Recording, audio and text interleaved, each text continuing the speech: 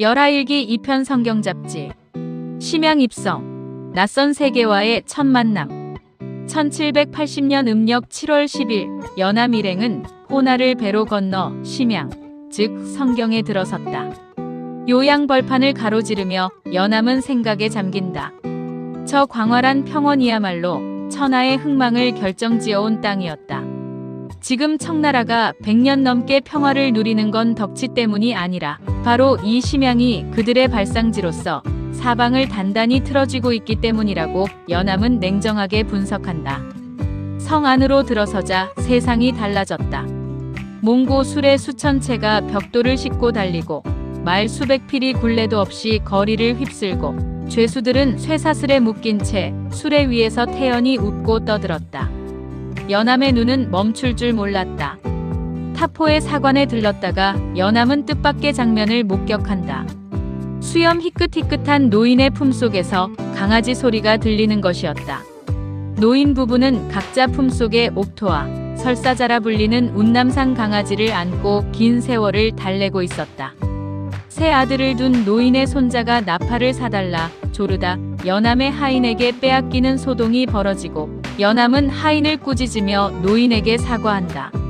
노인은 고마움의 표시로 강아지를 선물로 주겠다 했지만 연암은 정중히 사양하고 자리를 떴다. 심양거리로 나선 연암은 혼자 행궁 안으로 슬쩍 들어가 숭정전, 봉황루를 구경하다 갑군에게 막히기도 하고 형부 아문에서는 관인이 죄인의 따귀를 때리는 형벌을 목격하며 웃음을 참지 못한다. 그날 저녁 연암은 예속제라는 골동품 가게에서 전사가, 이귀몽, 배관 등 중국 각지에서 모여든 젊은 선비 상인들을 만나고 밤이 이슥하도록 이야기를 나누기로 약속한다. 밤새 이어진 필담, 그리고 작별. 그날 밤 수역의 눈을 피해 몰래 사관을 빠져나간 연암은 예속제에 도착했다. 전사가가 정성껏 차린 음식상 앞에서 10여 명의 문인 상인들이 둘러앉아 밤새 필담을 나눈다. 이야기는 사방으로 뻗어나갔다. 촉으로 가는 험난한 잔도 이야기, 귀로만 듣고 눈으로 글자를 모르는 중국의 교육, 풍토, 조선의 독서법에 대한 감탄, 골동품의 진품과 가품을 구분하는 법까지. 전사가는 연암에게 가짜 골동의 제조법을 낱낱이 가르쳐준다. 땅에 묻고 초를 뿌리고 납으로 문질러 천년. 묵은 빛을 흉내내는 그 솜씨가 얼마나 교묘한지 연암은 혀를 내두른다. 배관이 걸룡 8년 사내관 밖에 용이 떨어졌다는 이야기를 꺼내자 자리는 한바탕 웃음바다가 됐다. 연암이 그 용의 이름이 조선 속담 속 강철이라 알려주자 배관이 강천으로 발음을 틀릴 때마다 폭소가 터진다. 이귀몽은 고향 생각에 눈물을 글썽이며 천해지각 먼 곳에 와 이문을 다투는 사이. 어머니는 여문에 기대어 나를 기다리신다고 했고 이동야는 장사꾼의 삶이야말로 농사와 사환 사이. 어느 길보다 자유롭고 인간다운 삶이라며 역설적인 철학을 풀어놓는다. 달은 지고 닭이 울 무렵 연암은 교위에 걸터앉은 채 코를 골며 잠들었다. 날이 밝자 서로 의자에 기댄 채 잠든 일행을 뒤로하고 홀로 사관으로 돌아왔다. 장복이 깊이 잠든 사이 세수를 마치고 상방으로 달려가니 아무도 간밤의 일을 눈치채지 못했다. 이튿날 아침 다시 예속제를 찾으니 전사가는 고동 목록을 정리해 건네고 허태촌에게 보내는 소개 편지도 함께 내밀었다. 출발이 코앞인데 목춘이 청년 하나를 데리고 포도 한 광주리를 들고 나타났다. 청년은 구면인 듯 연암의 손을 잡고 말머리까지 따라와 두 손으로 포도 광주리를 받쳐들었다. 연암은 말 위에서 포도 한 송이를 집어들고 손을 흔들며 떠났다. 뒤돌아보니 여러 사람이 아직도 전방 앞에 서서 바라보고 있었다. 그 청년의 이름을 미처 묻지 못한 것이 못내 아쉬웠다. 길 위의 웃음과 분노, 그리고 밤의 글씨. 심양을 떠난 뒤 연암은 말 위에서 꾸벅꾸벅 졸다 낙타 2마리가 지나가는 것도 놓쳐버렸다. 창대가 뒤늦게 낙타 생김새를 설명하는데 말인가 하면 굽이 두 쪽이고 소인가 하면 뿔이 없고 양인가 하면 털이 꼬불꼬불하지 않으며 등엔 두 봉우리가 솟았고 머리를 들면 거위 같고 눈을 뜨면 청맹관이 같다는 묘사에 연암은 배를 잡는다. 길에서는 눈물로 참외를 팔던 노인의 사기극에 넘어가 비싼 값을 치르기도 했다. 나중에 마두들에게 진실을 듣고 나서 연암은 속은 것을 깨달으면서도 우리 하인들이 길에서 행패를 부렸다는 사실이 더 부끄러웠다. 마지막 밤 소흑산의 한 수식포에 들어선 연암은 달빛 아래 붓을 들었다. 처음에는 그 가게가 국수집인 줄 알고 기상세설, 서리빨처럼 새하얀 면발이라 써줬다가 황당해하는 주인 얼굴을 보고서야 뒤늦게 부녀자 장신구 가게임을 알아챘다. 얼른 시경의 부계육가에서 따온 부가당 석자를 써주자 주인들은 환호성을 질렀다. 연암은 그제야 붓을 내려놓고 웃음 속에 밤을 마무리했다. 그 뒤로는 길을 가다 기상세설이란 간판이 보이면 어김없이 속으로 중얼거렸다. 저건 국수집이로구나. 심양에서 소흑산까지 5일 327리의 여정은 그렇게 웃음과 눈물과 필담과 술잔으로 가득 채워졌다. 열하일기 일신수필. 연암이 1780년 청나라를 다녀오며 쓴 기행문이 세 번째 편 일신수필이다. 신광령에서 산해관까지 9일간 561리의 여정이다.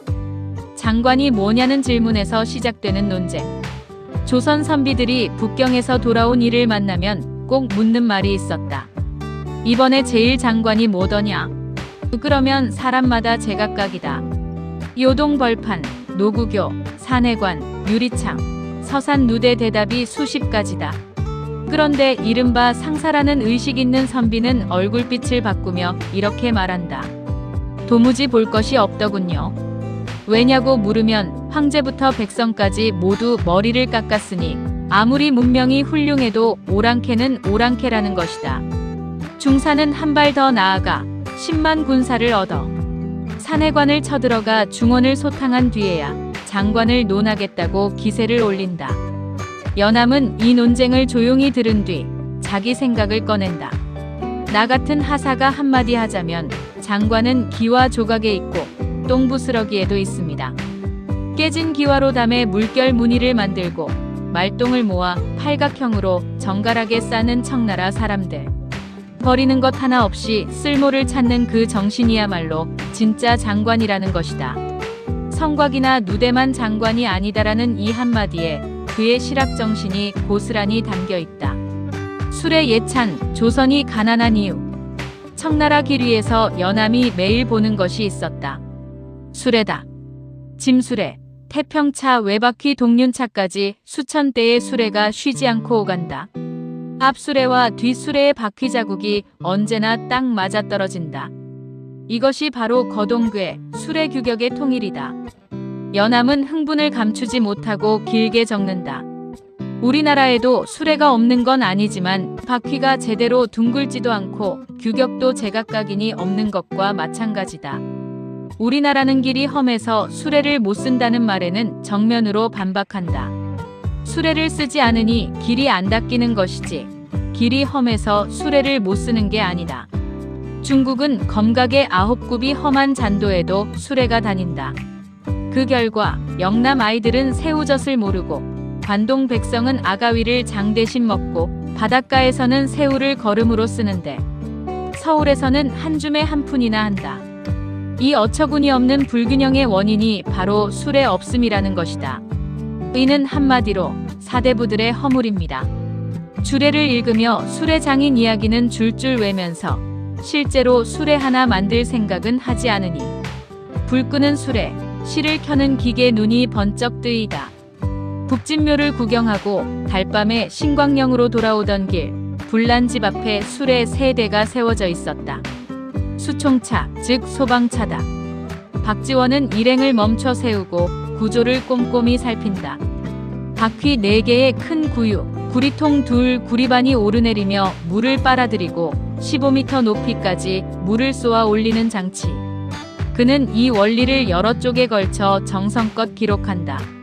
조선에 돌아가 전하리라는 마음으로 고치 켜는 소차를 보고는 더욱 감탄한다. 톱니바퀴가 맞물려 저절로 돌아가며 실을 고르게 뽑는다.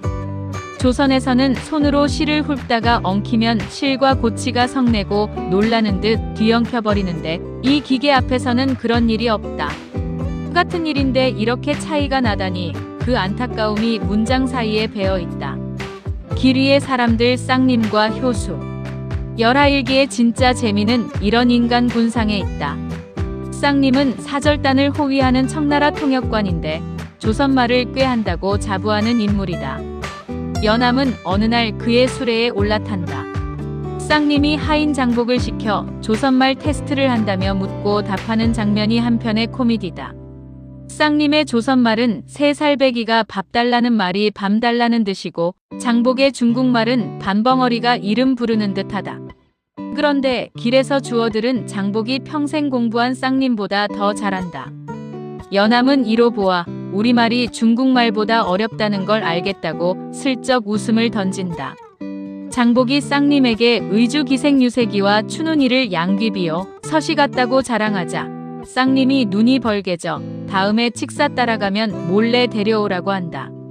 장복은 머리를 흔들며 들키면 목이 달아납니다라고 답한다. 둘이 한바탕 웃고 연암도 그 옆에서 몰래 즐긴다. 반면 효수라는 9살 아이와의 만남은 전혀 다른 결이다. 연암이 길을 막고 서자 아이는 놀라지도 않고 바닥에 엎드려 절한다.